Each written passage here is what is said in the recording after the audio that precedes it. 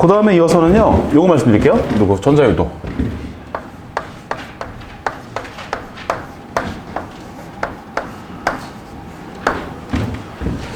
전자유도입니다. 전자유도. 전자유도인데, 일단은, 얘를 전자적 관성의 법칙이다라고 하기도 하는데, 전자적 관성에 대한 내용인데, 이 전자유도라는 걸 한마디로 말씀드리면, 이렇게 언급이 되어 있을 거예요, 다. 누가 변화한다? 자속이 변화한다? 이때, 기전력이 발생한다라고 할 거예요. 기전력이 유도된다. 라고 언급이 되어 있을 거예요. 자속이 변화할 때 기전력이 유도된다라고 되어 있을 거예요. 그래서 지금 몇 번까지냐면 156번부터 162번까지입니다. 그죠? 156번부터 162번까지인데 얘가 전자유도인데 한번 쭉 문제를 한번 시간 드릴 테니까 봐보세요. 다 뭐라고 되어 있냐면 자속이 변화하는데 기전력이 발생한다. 자속이 변화하는데 기전력이 발생한다. 다 이렇게 언급이 되어 있을 거란 말이에요. 그래서 전자유도가 무엇입니까? 라고 한다면 여러분 전자유도 어떤 내용이죠? 전자유도라는 건 누가 변화할 때? 자속이 변화할 때 기전력이 유도됩니다. 기전력이 발생합니다. 라는 문제는 다 우리가 어디다 대입해서 다 우리가 전자유도. 이런 내용이다라고 여러분께서 좀 기억하셔야 되는 거예요. 전자유도. 다시. 여러분 제가 전자유도라는 건 뭐를 가지고 전자유도를 한다라고 말씀드렸죠? 누가 변화할 때? 자속이 변화할 때 기전력이 유도됩니다. 기전력이 발생합니다라고 할 거예요. 그렇죠? 그러면 전자유도에서는 여러분께서 이제 자속이 변화할 때 누구? 기전력이 유도된다 했었죠? 그럼 또 똑같아요. 기전력이 발생하는데 첫 번째 이 기전력의 누구를 알아야 돼? 누구 알아야 되죠? 방향 알아야 되고요. 그 다음에 기전력의 누구 알아야 돼요? 크기를 알아야 된다라는 거예요. 자, 먼저 뭐를 여러분께서 공부해야 되는지를 말씀을 드리는 건데 전자유도라는 건 자속이 변화할 때 기전력이 발생한다라고 할 거예요. 그렇죠? 그러니까 전자유도 기전력이 발생했죠. 그렇죠? 자속이 변화해서 기전력이 발생했는데 여러분께서는 공부하실 게 뭐예요? 이 기전력에 대해서 공부하셔야 되는 건데 기전력의 누구 공부하셔야 돼요? 기전력의 방향과 그다음 기전력의 크기. 그렇죠? 이렇게 여러분께서 좀 정리해 주셔야 돼요. 그럼 첫 번째. 이 전자유도에서라고 말한다면 누가 변화하는데? 자속이 변화할 때 기전력이 발생했는데, 그쵸? 렌츠의 법칙부터 말씀드릴게요. 렌츠의 법칙. 렌츠라는 사람이 이제 알아낸 법칙이 쟤는요.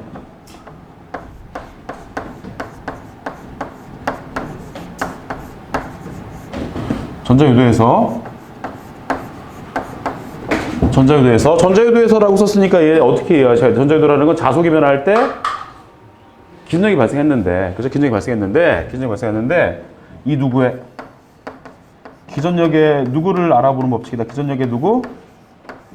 방향을 알아보는 법칙입니다. 방향. 전자유도에서 기전력의 방향을 결정하는 법칙. 방향을 결정하는 법칙.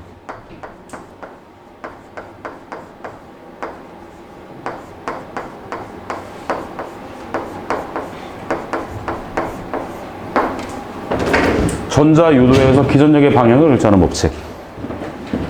전자유도에서 기전력의 방향을 결정하는 법칙이야. 그래서 여러분 렌츠는 전자유도에서 누구를 결정한다? 방향을 결정한다. 그렇죠? 렌츠는 방향이에요, 방향. 어떤 방향입니까? 라고 한다면 여러분 뭐라 했었죠? 자속이 변화할 때 기전력이 발생한다 했었죠? 자속이 변화하는데 자속에 변화하는데 변화를 어떻게 하는 방향으로? 방해하는 방향으로 발생합니다.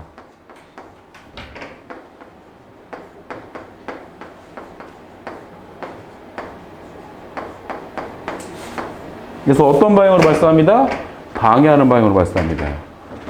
딱 이게 렌츠에 대해서 키워드죠? 렌츠 키워드는 뭐냐면 렌츠 방향, 방해. 전자유도에서 렌츠는 어떤 방향? 방해하는 방향이다라고 일단 간단하게 기억하신 다음에 제가 또 설명을 드릴 거예요. 간단하게 설명을 드릴게요. 렌츠의 법칙이 있고요. 그 다음에 패러데이 노이만 법칙 또는 뭐 패러데이 법칙이라 하기도 하는데 우리 기능사처럼 패러데이 법칙입니다. 패러데이 법칙. 얘는 전자유도에서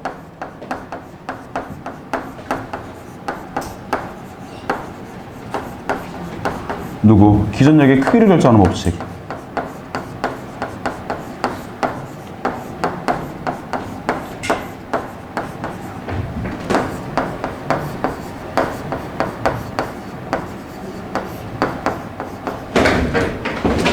법칙이고요. 1번 누구? 권수와 2번 자속의 변해량에 비례합니다.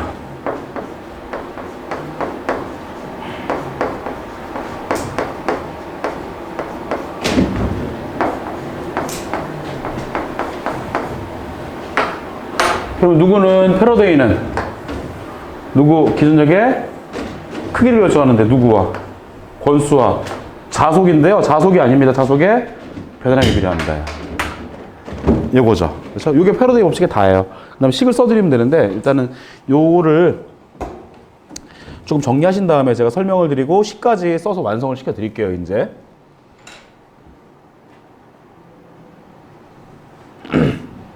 참 그리고 국비전 하시는 분들 있잖아요. 국비전 하시는 분들은 입실할 때 꼭 찍으시는데 입실 시간 꼭 확인하셔야 되고요. 가실 때 좀 바쁘시더라도 퇴실 시간을 꼭 반드시 확인해 주셔야 돼요.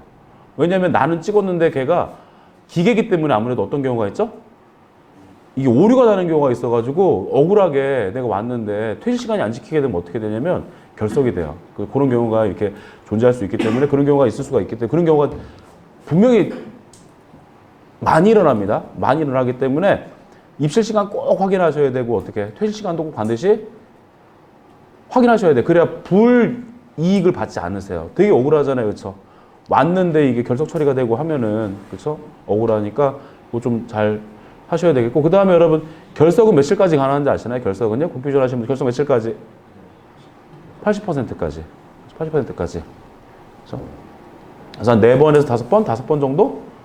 우리가 25일이니까 5번까지는 가능해요. 5번까지는 결석이 가능하니까 뭐 일이 있으셔도 뭐 100% 출석하셔야 되는 건 아니고 80% 이상이 되면은 이게 출결에는 전혀 지장사가 없는 거고요. 만약에 80% 이상이 되지 않으면 어떻게 여러분께 가하는 제재가 가해지죠. 그렇죠?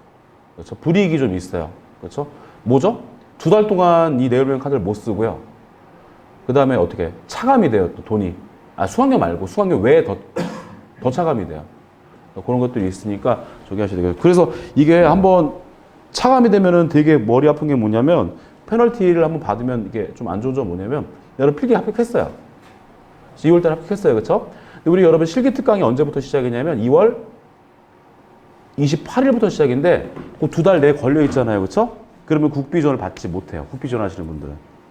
그렇기 때문에 가능하면은 좀 이렇게 해주셔야 좀 이렇게 출결을 해주셔야지만 내가 불이익이 없기 때문에 그거는 좀 잘 부탁드릴게요. 그거를 좀 들어올 때 찍으시고 입실 시간 확인하시고 좀 가실 때 바쁘신 거 저도 알거든요. 그렇죠? 가실 때도 꼭 찍고 누구 퇴실 시간을 꼭 확인을 꼭 부탁드리겠습니다. 다 쓰셨죠? 다 썼어요. 다시 말씀드릴게요. 그럼 여러분 제가 누구 말씀드리고 있냐면 전자유도. 전자유도입니다. 전자유도. 전자유도는 여러분 제가 누구를 가지고 전자유도를 한다 했었죠? 누가 변화할 때, 자속이 변화할 때 기준력이 발생한다라는 거예요. 그렇죠? 자속이 변화할 때 기준력이 발생하는데 그러면 여러분 이렇게 하나씩 정리해 가면서 갈게요. 전자유도 자속이 변화할 때 기준력이 발생하는데 그러면 여러분 지금 문제는 몇 가지가 나온다. 이 기준력이 발생하는데 기준력의 방향하고 기준력의 크기가 나온다라는 거예요. 전자유도 자속이 변하면 기준력이 발생하는데 문제는 두 가지. 첫 번째 누구? 방향과 두 번째 크기. 근데 여러분 방향은 누구를 결정합니다. 방향은 렌츠. 그렇죠? 렌츠는 누구를 결정하는데? 방향을 결정하는데 어떤 방향입니다. 방해하는 방향이라는 거. 그렇죠? 그 다음에 이 방향은 이렇게 렌츠로 우리가 이렇게 뭐 결정하면 된다는 거고요. 그 다음 누구? 패러데이. 패러데이는 누구를 결정하는 건데? 크기를 결정하는 건데. 첫 번째 누구와? 자속과. 두 번째 누구? 자속의 죄송합니다. 크기를 결정하는데 자속이 아니라 권수와. 건수와 두 번째 누구 자속의 변화량에 비례한다라는 거. 그거를 조금 여러분께서 기억하셔야 되는 거고요. 이 전자 유도 법칙을 뭐라고 하냐면 이 전자적 관성의 법칙이라 하기도 해요. 그렇죠? 요 이제 법칙들을 통틀어서 우리가 이제 전자유도 법칙이라 하는데 얘를 전자적 관성 법칙이라 하는데 여러분 관성이라는 건 어떤 성질을 말하죠? 관성이라는 건요. 어떤 성질을 말한다? 원래 자기의 상태를 유지하려 해요. 원래 자기의 상태를 유지하려 합니다. 그렇죠? 그래서 얘가 대표적으로 이제 뭐 이렇게 한번 말씀드려 볼까요? 여러분 차를 이제 운전하시잖아요. 그렇죠? 근데 차가 앞으로 딱 갔단 말이야. 그렇죠? 그럼 내 몸은 어느 쪽으로 가요? 뒤로 간단 말이에요. 그렇죠?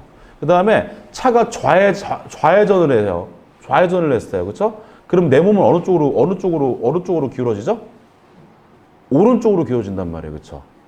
마찬가지로 여러분 제가 이제 지하철을 타고 저도 집에 가야 되는데 저희 집은 저쪽으로 가야 돼요. 저쪽 사당 쪽 사당행 타야 돼. 그렇죠? 그러면 여기가 이제 4호선이니까 여기 노원역이죠. 그렇죠? 노원역에서 4호선 쪽으로 사당 쪽으로 가니까 어떻게? 그다음이 창동이잖아요. 그렇죠? 그러면 딱 지하철에 출발할 때 창동 쪽으로 향할 때 출발할 때 내 몸은 어느 쪽으로? 저쪽 상계 쪽으로 이렇게 몸이 기울어진단 말이에요. 그렇죠? 그래서 관성 법칙이라는 건 나는 가만히 있으려 하는데 물체가 이동하게 되면 뭐 그렇죠? 자동차에서 내 몸의 방향은 어떻게? 진행 방향과 반대 방향이 된다라는 거죠? 그거예요. 관성 법칙이에요. 그렇죠? 자속이 변화하는데 어떤 방향으로 기전력이 발생한다? 방해하는 방향. 관성이기 때문에 반대 방향 발생한다라는 거야. 요겁니다, 요거. 그렇죠? 그래서 내 관성 법칙, 자동차가 좌회전을 하면 내 몸 어느 쪽으로? 오른쪽으로. 자동차가 우회전하면 왼쪽으로 기울어진다라는 거죠. 그렇죠? 마찬가지로 자속이 변화할 때 자속의 변화하는 방향으로 기준력이 발생하는 게 아니라 자속의 변화를 어떻게 방해하는 반대 방향으로 기준력이 발생한다라고 기억하시면 되겠고요. 패러디 법칙 크기를 설명드릴게요. 여러분 제가 지금 얘는 관성 법칙이라 했었는데 그러면은 내 몸의 움직이는 방향은 제가 말씀을 드렸죠? 자동차 방향과 내 몸 방향은 같은 방향입니까? 반대 방향입니까? 당연히 반대 방향이고요. 내 몸이 언제 많이 움직이냐 이거예요. 언제 많이 움직이냐. 속도가 어떻게 해?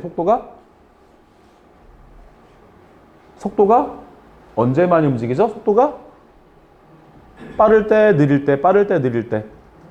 빠를 때, 느릴 때. 좀 헷갈린다. 그쵸? 많이 변할 때. 그러니까 몸이 지하철 탔단 말이야. 언제 몸이 제일 많이 움직여요? 출발할 때 또는 쓸 때. 근데 급출발하거나 급정거하게 되면 어떻게 돼요? 몸이 더 많이 움직인단 말이에요. 그래서 여러분 예를 들어서 이제 여러분께서 자동차를 타더라도 고속도로 같은 데서 여러분 100km로 쭉 일정한 속도로 쭉 이제 주행하고 계세요. 일정한 속도로. 그러면 몸이 많이 움직입니까? 굉장히 안정적이죠. 그렇죠? 근데 언제 많이 움직이죠? 앞에 차가 급정거를 했어요. 그럼 나도 브레이크를 밟아야 되잖아요. 그래서 그렇게 몸이 확 움직인단 말이에요. 그렇죠? 그래서 마찬가지로 제가 뭐라 말씀드렸냐면요. 내 몸이 많이 움직이는 경우는 뭐라 말씀드렸죠? 속도가 많이 변화할 때라 했었죠? 마찬가지로 자속이 많이 어떻게? 자속이 많이 변화할 때 기준력이 발생한다라는 거예요. 그렇죠? 그 다음 누구에도 비례합니다. 권수에도 비례합니다. 물론 요거는 이제 뭐 노이만이라는 사람이 얘기하기도 했는데 뭐 그냥 우리가 이렇게 통틀어서 그냥 패러디 법칙을 한다라고 여러분께서 좀 기억하시면 될 것 같아요. 그러면 다시 이제 정리해드리면요. 여러분 첫 번째 항상 크게 먼저 공부를 하셔야 되는 거예요. 작게 말고 크게. 전자유도가 뭔지 알아야 돼. 전자유도는 누가 자속이 변화할 때 기전력이 발생하는데, 그렇죠? 이 기전력의 방향은 누구를 결정합니다. 방향은 렌츠. 그렇죠? 방향인데 어떤 방향 자속이 변화하는데 자속이 변화할 때 기전력이 발생하는데 이 자속이 변화할 때 어떤 방향으로? 반대 방향, 다시 말하면 방해하는 방향으로 기전력이 발생한다라는 거고, 크기는 여러분 누구를 결정합니다. 크기는 패러데이. 그렇죠? 누구하고 누구에 비례합니다. 권수와 자속의 변화량에 비례합니다라는 거 좀 잘 기억해 주시고요. 일단은 그러면 말로 풀어본 다음에 식을 써드릴까요? 한번 볼게요. 그러면 얘 몇 번이냐면 156번이죠? 한번 풀어보도록 하겠습니다. 156번. 문제 읽어보죠, 뭐. 그쵸? 여러분 지금 기전력, 유도 기전력. 그쵸? 기전력이 발생했대요. 그쵸? 근데 어떤 방향으로 기전력이 발생했습니다. 라고 돼 있죠? 자속의 변화를 어떻게 하는 방향으로? 방해하는 방향, 반대 방향으로 기전력이 발생했다 했었죠? 그럼 이거 말씀을 드렸잖아요. 그렇죠? 자속이 변화하는데 이 변화를 방해하는 방향으로 기전력이 발생하는 법칙을 무슨 법칙이라는 말씀을 드렸어요. 제가 무슨 법칙입니다. 렌츠 너무 쉽죠. 그렇죠? 답 몇 번이죠? 2번. 여러분 이게 생각해 보세요. 지금 공부했던 내용들이 조금만 공부하시면 될 것 같지 않으세요? 그렇죠? 그러니까 해보시면 됩니다. 그 다음에 또 제가 이렇게 좀 말씀을 드리고 싶은데 이 시험 볼 때 이 자격증 시험이잖아요. 그렇죠? 제일 이게 되게 힘들어요. 그렇죠? 근데 어떻게 될수록 힘드냐면요. 이게 어떻게 될수록 횟수가 길어질수록 힘들어요. 그렇죠? 지금 여러분 지금 공부하시는 거 힘들잖아요. 그렇죠? 근데 만약에 이번에 안 됐어요. 그럼 언제 또 해야 돼요? 3월 달에 또 하셔야 돼요. 2회 때 시험이 4월 달에 있으니까. 그렇죠? 그게 어때? 또 이렇게 맨날 또 올 생각하시면 또 어떻게 또 깝깝하시잖아요. 그렇죠? 그래서 가능하면 조금 힘드시더라도 조금 하셔가지고 요번에 좀 되셨으면 해요. 그렇죠? 너무 힘들어. 그렇죠? 너무 힘드니까. 이게 회차가 길어지면 길어질수록 너무 힘들어요. 그래서 빨리 해버리고 빨리 이렇게 마음 편하게 하시는 게 제가 봤을 때는 조금 여러분이 더 정신적으로나, 그래서 육체적으로나 더 훨씬 나은 것 같아요. 그래서 조금 힘드신 거 저도 알거든요. 힘드시더라도 조금만 저기 하셔가지고 하세요. 그 다음에 제가 제 연락처 말씀드렸는데 일주일이 지났죠. 그렇죠? 거의 2주일이 다 지나가는데 한 번도 안 물어보네요. 그렇죠? 너무 잘 풀리시죠. 그렇죠? 너무 잘 풀리시죠. 그렇죠? 문제들이 너무 잘 풀리죠. 그렇죠? 그렇죠? 그러니까 아유 농담이고 뭐 궁금하신 거 있으면은 뭐 너무 부담 갖지 마시고요. 연락을 해주세요. 제가 이렇게 다 개인적으로 이렇게 답변을 드릴 테니까 하다 어려운 거 있으면은 꼭 질문을 꼭 해주세요. 답변을 드리도록 하겠습니다. 뭐 제가 말씀드렸죠. 제가 이제 뭐 부득이하게 뭐 답장을 못하는 경우 몇 가지가 있다 했었죠. 그렇죠? 그렇죠. 그러면 제가 확인한 다음에 뭐 바로 안 가더라도 제가 뭐 하루나 이틀 안에 다 해드리니까 그렇죠? 이렇게 좀 부탁드릴게요. 157번은요. 너무 똑같은 문제죠. 그렇죠? 너무 똑같은 문제죠. 그렇죠? 유도기전력은 자신이 발생하는 원인이 되는 자속의 변화를 방해하려는 방향으로 이게 뭐 기전력이 발생한대요. 그렇죠? 그럼 얘는 무슨 법칙이라고 보셔야 되는요? 렌츠 너무 쉽잖아요. 그렇죠? 답은 몇 번입니다. 답은 1번입니다. 그렇죠? 이렇게 풀어주시면 되는 거고. 그렇죠? 그 다음 몇 번? 158번. 전자 유도 현상에서 생기는 기전력의 이번엔 방향이 아니라 누구라 되어 있습니까? 크기잖아요. 크기. 크기는 여러분 제가 누구로 결정합니다. 라 말씀드렸죠? 패러데이죠? 2번. 너무 쉽죠. 그렇죠? 그 다음 159번. 요런 문제 맞고 나는 합격하는 겁니다. 그렇죠? 요런 문제에 맞고 나는 합격해서 어디로 가는 거예요? 실습장으로 가셔야 돼요. 그렇죠? 2월 28일부터 실습장으로 가셔야 돼요. 그렇죠? 요런 문제들 맞고 시험 문제들 맞고 실습장 가셔야 돼요. 그렇죠? 그 다음에 159번 뭐예요? 전자유도 법칙에서 기전력의 크기는 코일에 지나는 누구의 변해량에 비례한다 했었죠? 제가?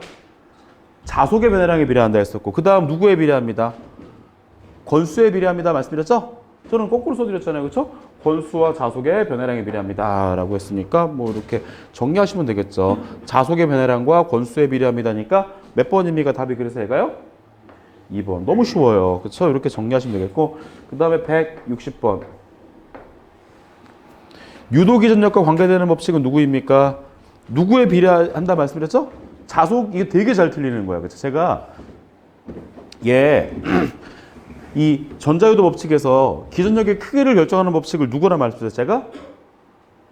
패러데이라 했었잖아요. 그렇죠? 패러데이는요. 자속에 비례합니다라 했습니까? 자속의 변화량에 비례한다 했습니까?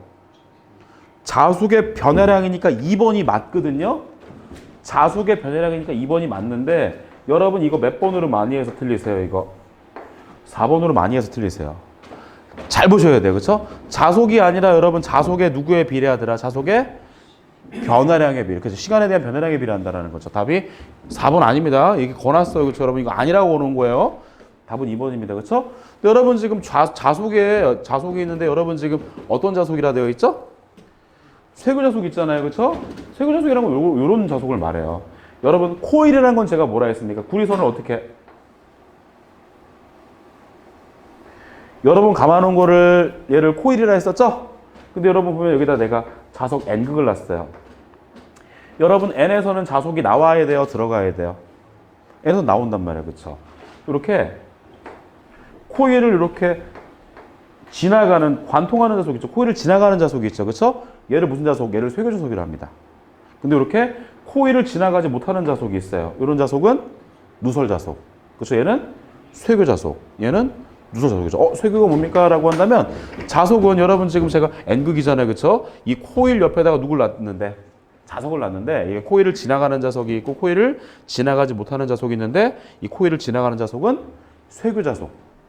이게 지나가지 못하는 자석을 누설자석이라 한다. 그렇죠?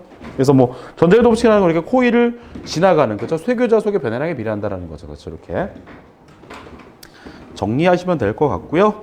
그 다음에 60분까지 말씀드렸다. 그렇죠? 그 다음에 이제 계산 문제를 풀 거예요. 누구에 대한? 이 전자유도 법칙에 대한 계산 문제 한번 풀어 드릴게요.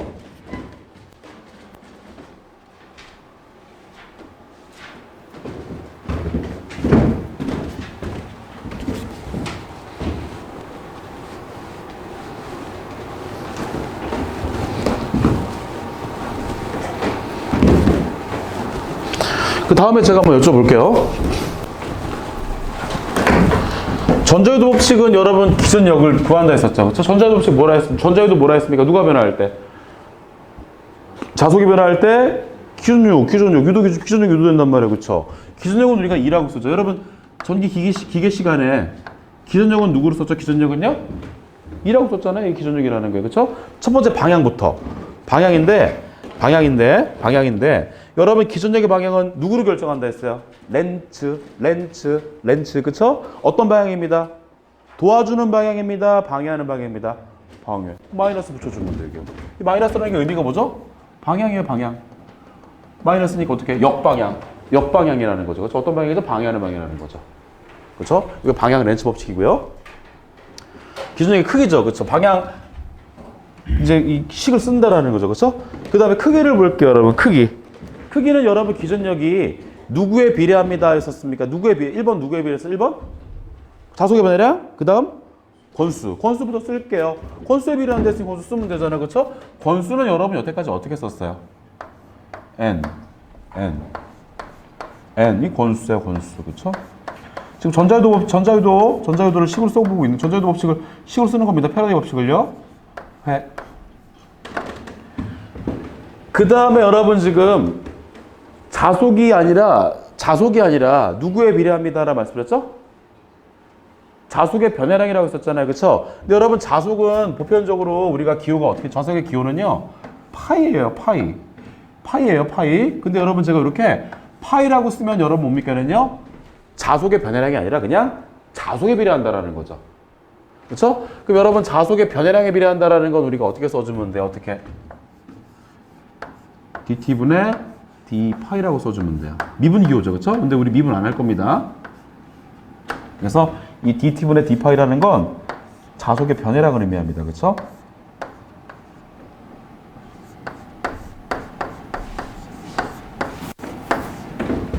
자속의 시간에 대한 변해량이죠. t니까 자속이 시간에 대한 변해량이라는 거죠. 그렇죠? 간단하게 그냥 변해량이라고만 쓸게요.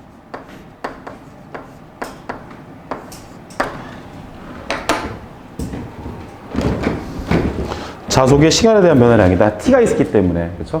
이렇게. 그러니까 식으로 쓴 거예요. 이게 전자유도 법칙을. 그 다음에 다시 한번 제가 설명을 드릴게요. 그 다음에 이거 계산하는 방법까지 좀 제가 말씀을 드리도록 할게요.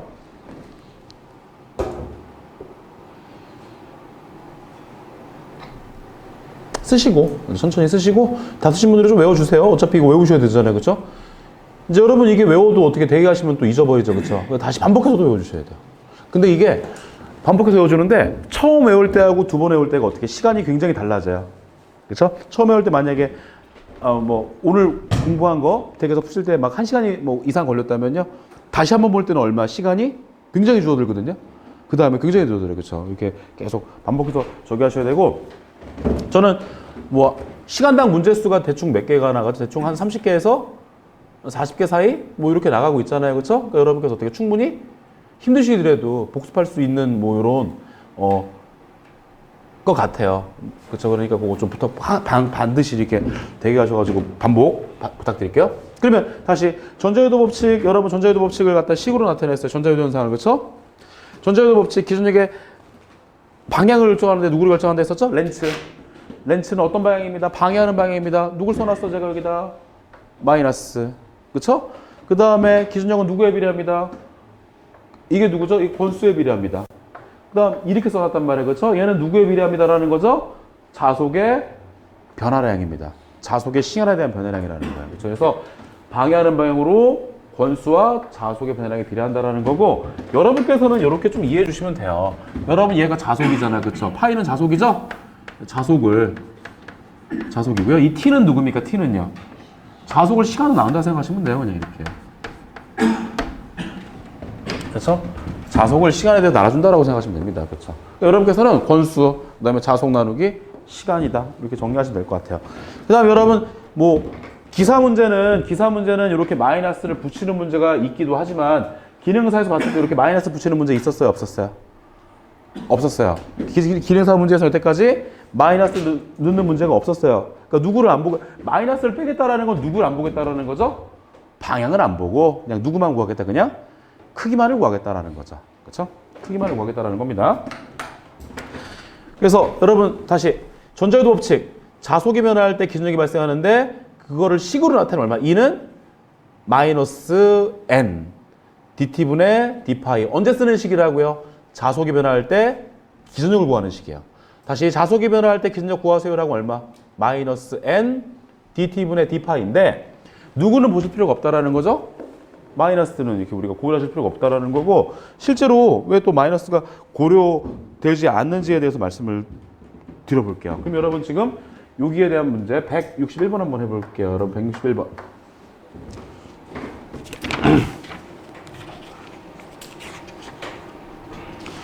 여러분 지금 161번에서는 문제에서 누구를 구하세요라고 돼 있어요.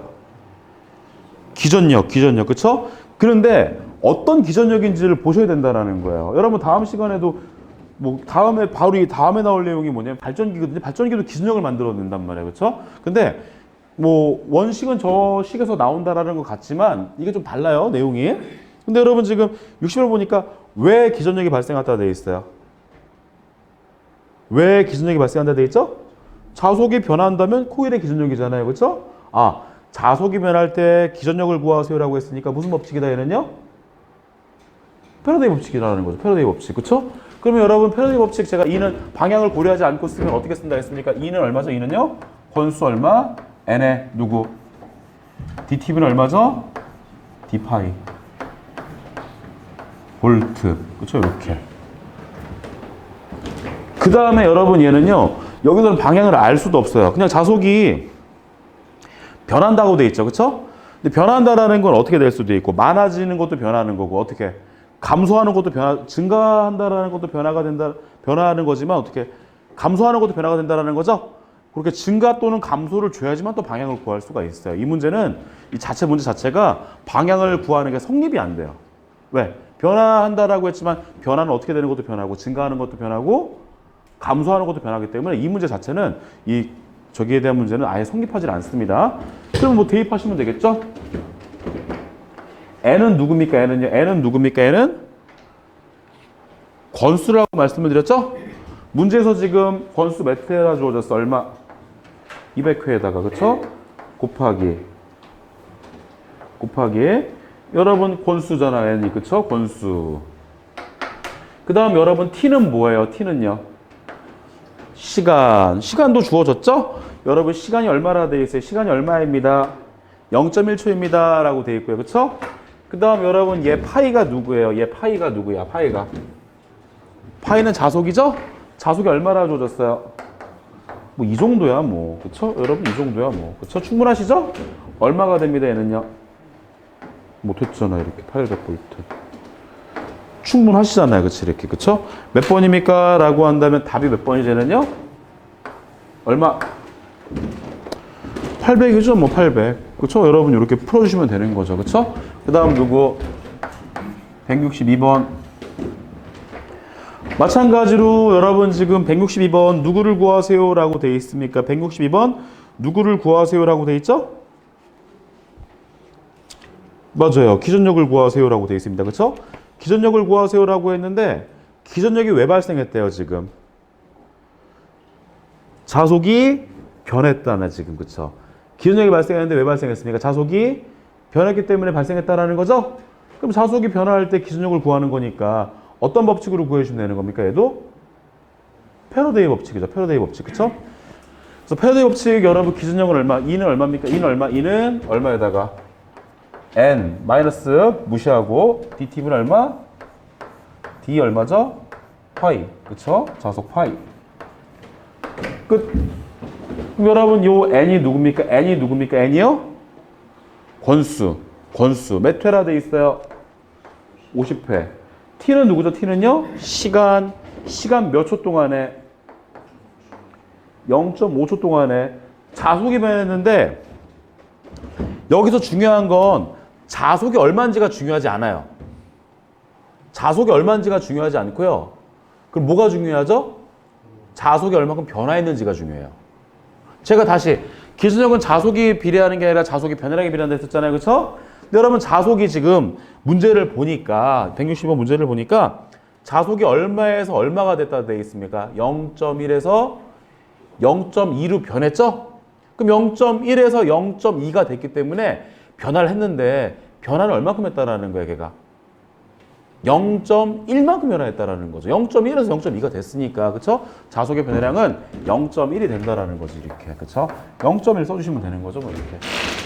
그쵸? 그럼 여러분, 얘는 얼마가 되는 겁니까? 얘는 얼마가 되는 거죠? 그치, 10V. 요거예요, 요거. 그쵸? 이렇게. 그쵸? 그렇게까지 전자유도까지 했으니까 이게 10V니까 여러분 답 몇 번입니까? 답이요? 2번입니다, 2번. 그 다음에 여러분 지금 제가 이렇게 보니까 계산기를 갖고 계신 분도 계신 것 같고 안 갖고 계신 분도 계신 것 같은데 조금 가능하면은 내가 이렇게 손으로 이런 것들을 계산하기 어렵다라고 하면 계산기를 구입하셔야 돼요. 그렇죠? 계산기 구입하셔야 되는데 계산기는 가능하면 어떻게? 가능하면 좀 빨리 구입해 주세요. 왜냐하면 요거 누르는 게 좀 가능하면 어떻게? 빨리 익숙해져야 되거든요. 익숙해져야 되니까 내가 누를 줄 안다 그러면은 뭐 관계가 없는데 이거 뭐 누를 줄 못하시면은 요거 계산기 이거 누르는 게 조금 손에 익어야 되니까 좀 어차피 살 거 좀 가능하면 좀 빨리 좀 구입을 해 주세요. 그래서 답은 어차피 여러분 얘는 2번입니다라고 이렇게 보시면 되겠죠. 그 다음에는 163번, 4번, 5번, 6번, 7번이죠. 그쵸? 이거 말씀드릴게요. 그럼 여기까지 정리하면 첫 번째 오늘 뭐 하셔야 돼? 요거 누구죠? 온법칙. 자기율 온법칙. 두 번째가 누구 있었죠? 전동기죠. 그쵸? 전동기 힘. 요거 공부하셔야 되고 방향 크기 공부하셔야 되고 자, 세 번째가 뭐였어요? 세 번째가 뭐였었죠? 누구?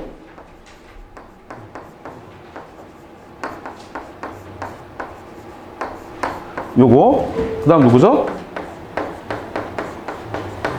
요거예요. 이렇게 한 거예요 지금. 이렇게 되게 공부하실 거 요거예요. 그 다음에는 누구를 할 거냐면 여러분 제가 발전기에 대해서 말씀을 한번 드려볼게요. 저 시간이 조금 간당간당하긴 한데 말씀 드릴 수 있는 데까지 한번 드려볼게요.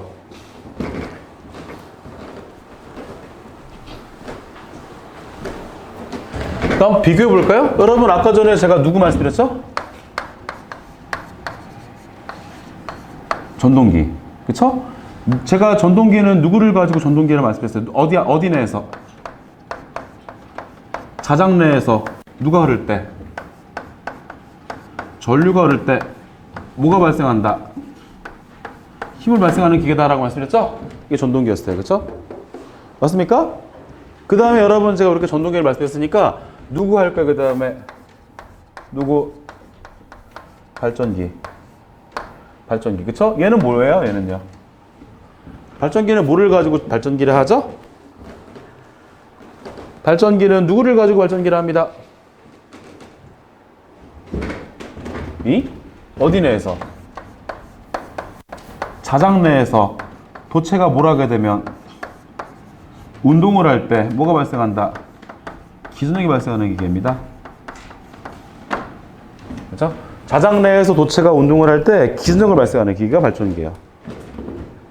자장 내에서 도체가 운동할 때 기전력을 발생한다. 그렇죠? 이게 이제 발전기예요, 이게. 그럼 여러분 이제 전기기계 배우셨으니까 제가 여쭤볼까요? 이 발전기의 구조가 누구와 누구로 이루어져 있어요? 발전기의 구조는 누구와 누구로 이루어져 있죠? 누구? 직류? 맞아. 전기자하고 도체. 전기자 도체고, 그 다음 하나 또 있잖아. 하나 누가 있죠? 계자. 들어보셨나요? 왜 구성요소가 계자와 전기자일까요? 왜? 계자가 얘를 만들어요. 전자석이니까, 그렇죠? 전기자가 운동하잖아. 어떤 전기자가 회전하잖아요, 그렇죠? 운동을 해요. 그러니까 계자하고 전기자의 이유는 뭐냐면 여기 얘가 계자가 자장을 만든단 말이에요. 그렇죠? 이때 전기자가 뭘 합니까? 전기자가 운동을 합니다. 그렇죠? 전기자는 도체죠. 도체가 운동하면 그 도체에서 뭐가 발생한다라는 거죠? 기전력이 발생한다라는 거예요. 그래서 여러분 지금 구조가 그렇게 된다는 겁니다. 발전이라는 것 자체가 어디 내에서 자장 내에서 도체가 운동할 때 기전력이 발생하기 때문에 얘를 누가 만들고 계자가 만들고, 그렇죠? 얘가 누가 운동을 해요? 전기자가 운동한단 말이야. 그럼 뭐가 발생한다라는 거죠? 기전력이 발생하잖아. 그렇죠? 몇 가지 요소죠? 3가지 요소죠. 그렇죠? 이 기전력이 발생하기 위해서 몇 가지 요소가 필요해? 2가지. 그래서 1번, 2번, 3번이잖아. 그렇죠? 그래서 손가락이 3개예요. 그래서 여러분 이게 프레밍의 오른손 법칙이라고 알고 계시고, 플레밍의 오른손 법칙이 발전기의 기전력의 방향을 결정하는 법칙이라고 아실 거란 말이야. 그렇죠? 이게 왜냐면 얘랑 얘니까 손가락이 이렇게 3개가 나온다라는 거야. 손가락이 3개가 나옵니다. 그래서 이 발전기의 기전력의 방향을 결정하는 법칙을 무슨 법칙이라 하죠? 얘를요? 플레밍의 오른손 넣었죠. 이번에 왼손 안 들었잖아요. 그래서 오른손 넣었죠. 플레밍 오른손 법칙이라는 거죠.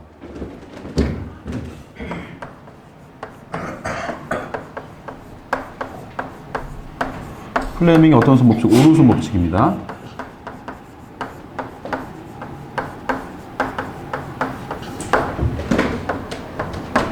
그러면 아까 전에 여러분 왼손 법칙은 누구를 결정하는 법칙이었습니까? 왼손 법칙은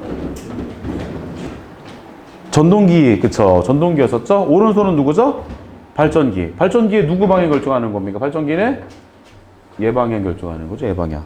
그쵸? 얘 방향. 그쵸? 그래서 발전기에 얘는 발전기에 누구 방향을 기전력 방향을 결정하는 법칙이에요.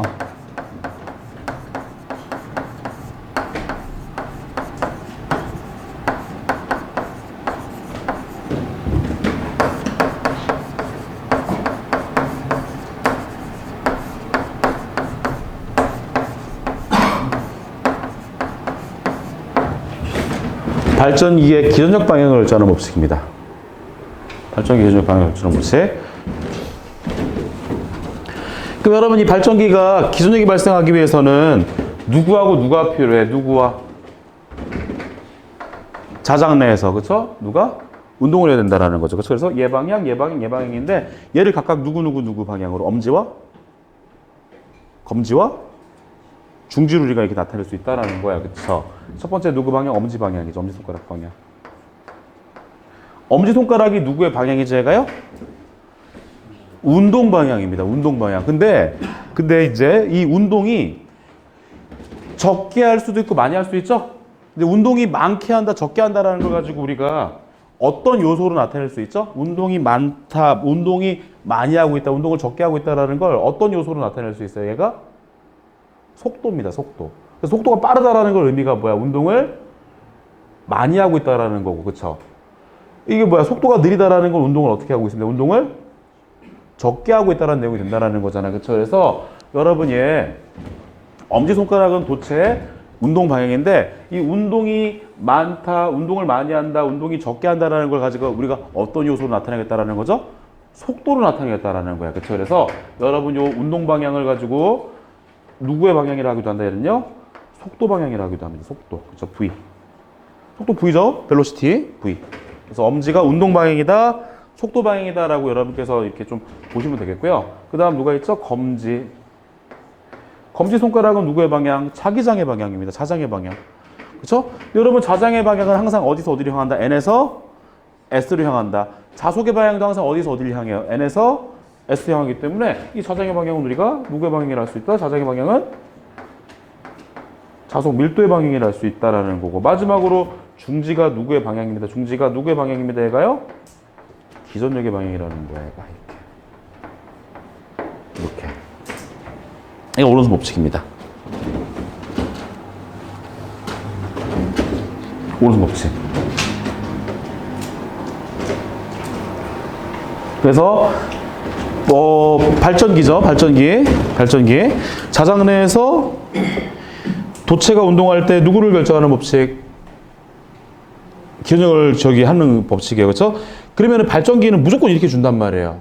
발전기라고 안 주고요. 어떻게 준다라는 거죠? 자장 내 도체가 운동을 할 때 기전력을 발생한다라고 할까요? 여러분 문제 167번 한번 읽어볼게요. 그냥 읽어볼 거야. 그렇죠? 읽어볼 거예요. 발전기라고 안 준단 말이에요. 그렇죠? 봐볼게요. 자속 밀도가 비례요. 균등한 어디 내에서라 되어 있습니까? 특히 자장 내에서, 자개 내에서. 그렇죠? 두 번째 줄 가운데 자개의 수직 방향으로 뭘 시킨다? 운동을 시킨다. 이때 뭐가 발생한다면 이거예요. 발전기 이렇게 주겠다는 소리야, 지금. 나는 발전기인데 이렇게 안 주겠다라는 거야. 그렇죠? 어떻게 주겠다라는 거죠?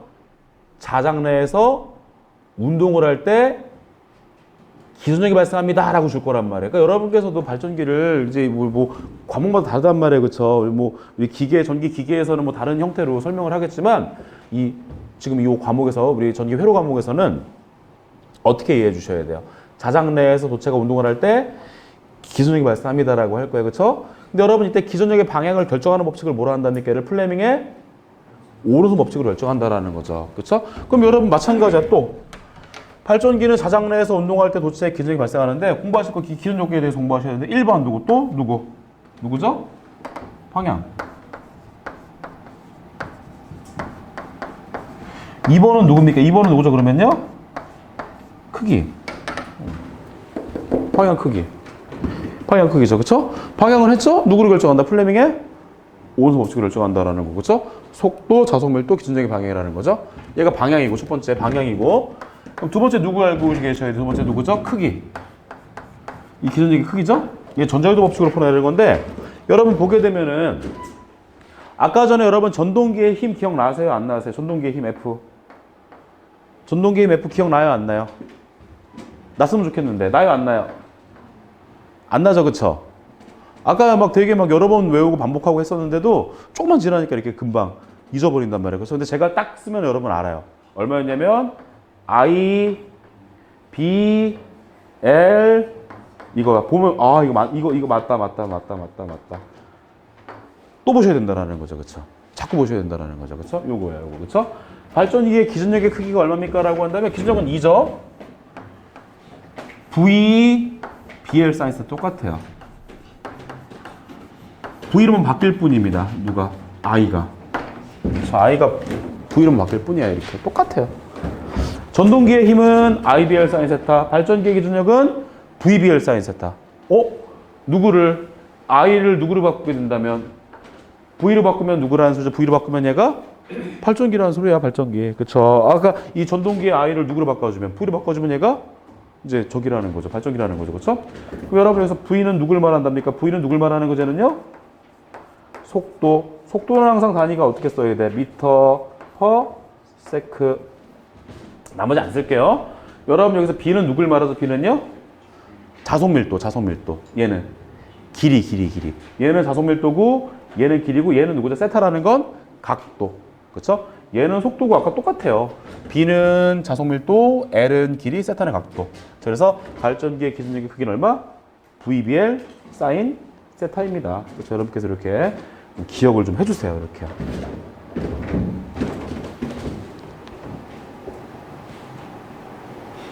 아시겠죠? 그렇죠? 그럼 제가 다시 한번 정리해드리고 문제 67번까지 풀도록 하겠습니다. 1번 여러분 제가 발전기는 누구를 가지고 발전기를 말씀했어요? 어디 내에서? 자장 내에서 운동을 할 때 기준력을 발생합니다. 이거 발전기예요. 이거 발전기구나. 문제를 보고 발전기구나 이해하셔야 되는데 이 자장 내에서 운동을 할 때 기준력을 발생했어요. 이게 발전기인데 이 기준력에 누구 구해줘요? 첫 번째 방향. 누구로? 플레밍의 오른손 법칙으로. 크기는 얼마입니까? 크기는 VBL 사인 세타. 그렇죠? 그래서 이 문제를 풀기 전에 항상 제가 이렇게 설명드렸던 내용들을 댁에 가서 푸실 때도 63번부터 67번까지 할 때 반복해서 한 3번만 읽어보시고 문제를 풀어보세요. 그럼 굉장히 우리가 이제 쉽게 풀리니까 그렇게 한번 제가 댁에서 부탁을 드릴게요. 이 163번이 굉장히 어려운 문제예요. 이 굉장히 어려운 문제예요. 그렇죠? 야, 이게 뭐가 어려워? 봐보세요. 이렇게 분명히 생각하실 거예요. 발전기의 유도전압 기전력이죠? 발전기의 유도전압, 유도 기전력의 방향을 결정하는 법칙을 무슨 법칙이란다 얘를요? 플레밍의 오른손 법칙이죠? 답이 1번이에요. 이거 되게 쉬워요? 어려우세요? 쉬우세요? 어려우세요?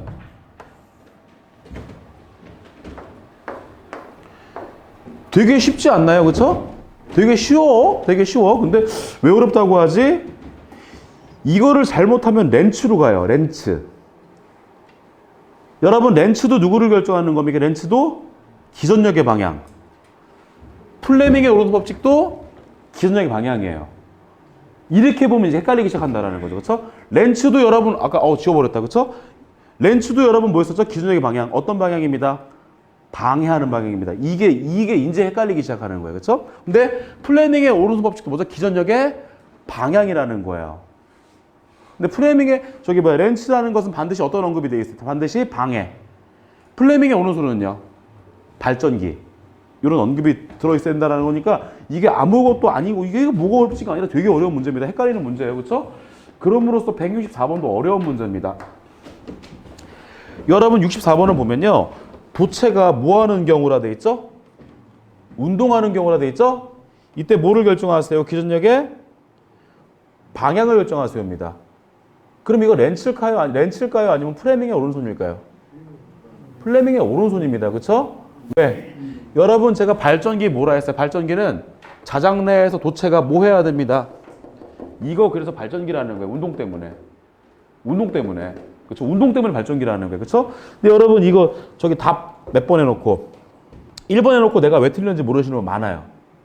그렇죠? 다시 렌치가 되기 위해서 반드시 어떤 언급이 있어줘요? 무조건 자속이 변화한다, 방해다, 뭐 이런 언급이 있어줘야 된다라는 겁니다. 이거 되게 어려운 문제예요. 답이 2번입니다. 이거. 165번은 이런 건 쉽죠. 그렇죠?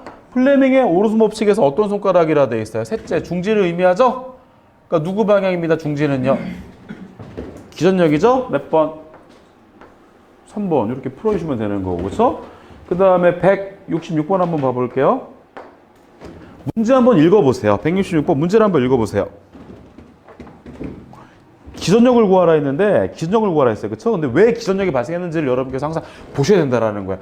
제가 오늘 자속이 변화해도 기전력이 발생한다 했었고요. 자장 내에서 도체가 운동을 해도 기전력이 발생한다 했었는데 이 언제 기전력이 발생하는지 어떤 이유 때문에 발생하는지에 따라서 식이 달라져요. 만약에 자속이 변화한다. 기전력이 발생했습니다라고 하면 NDT분의 D파이를 써야 되는 거고 도체가 운동을 해서 기전력이 발생했다면 VBL 사인 세타를 써야 되는데 볼까요? 여러분 얘는 지금 기전력이 왜 발생했죠? 운동 이동을 했기 때문에 발생했죠? 어디 내에서 자장 내에서 도선이 운동을 했죠? 이동을 했죠? 문제를 읽어보시라는 거예요. 문제를 좀 이해하시고 해석하시라는 거예요. 그렇죠? 도선이 자장 안에서 뭐 했습니다? 이동했습니다. 운동했습니다라는 거잖아요. 그렇죠? 이때 기전력이 발생했단 말이야. 그렇죠? 그렇기 때문에 여러분 얘는 발전기를 말하는 겁니까? 전자유도를 말하고 있는 겁니까? 얘는요? 발전기를 말하고 있는 거야. 왜? 이동했기 때문에 자장 내에서. 그렇죠? 그럼 식을 써야죠. 어떤 식을 써야 돼? 발전기의 기전력식을 써야 되죠? 얼마? V 얼마죠? BL에 얼마? 맞아요. 사인 세타. 얼마 볼트. 넣어볼게요, 여러분. 이 V는 뭐죠? V는요? 속도. V는 누굽니까? V는 속도.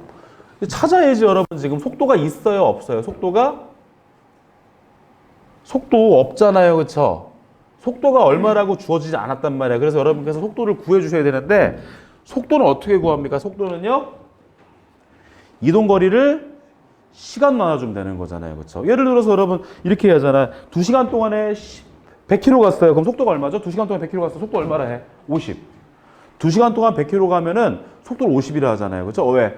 이동거리 100 나누기 시간 2에서. 그렇죠? 마찬가지로 이동거리를 구해라 그러면 이게 속도를 구하라는 소리죠?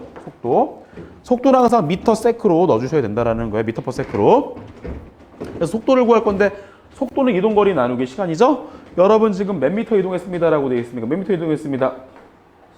10미터 이동했습니다. 몇 초 동안에? 이게 속도가 되는 거예요, 여러분. 이게 속도. 그래서 이동거리 나누기 시간이 이게 속도가 된다라는 거고 나머지는 뭐 다 아시는 거죠, 이제. 그대로 줬죠? B는 누가 B예요? B는요? 맞아요. 자속밀도 얼마? 1 곱하기 L은 뭐야? L은요. L은 길이죠? 길이가 얼마나 되어 있습니까? 길이가. 또 10이라고 하면 안 돼. 그렇죠? 길이 얼마죠? 0.1에 사인이 얼마?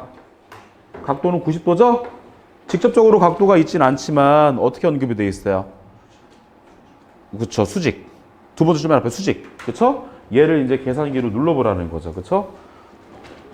4, 0.4, 0.4. 그렇죠? 그래서 얼마가 답입니까? 라고 한다면 얼마가 되는 거냐면요. 4번 0.4V가 나와요. 계산기 눌러보셔야죠. 그렇죠?